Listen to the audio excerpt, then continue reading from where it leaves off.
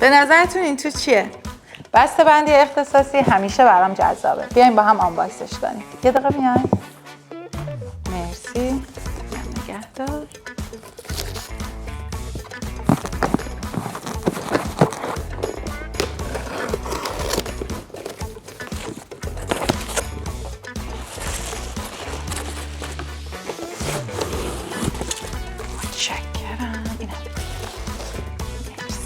توپ فوتبال مدل جام قهرمانی اروپا یورو 2024 مهمون معرفی این ویدیومونه. چه بسته‌بندی جذابی هم داره. سایز این توپ 5 و مناسب چمنه. لطفاً توی سالن یا روی آسفالت ازش استفاده نکنین، حیفه. جنسش از پنل‌های چرمی مصنوعی وارداتیه و اینکه با چسب کنار همدیگه فیکس شدن. وزنش 450 گرمه و محیطش بدون بسته‌بندی 700 میلیمتره.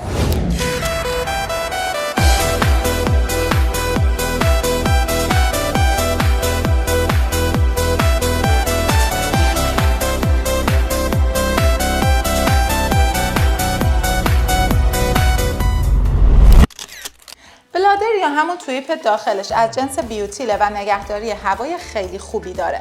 دو رنگ سفید آبی و سفید قرمز داره و قیمتش اوایل اسفند ماه حدود 817,000 تومان بود. اگه اهل فوتبال با رفقا روی چمنی این توپ براتون خیلی مناسبه.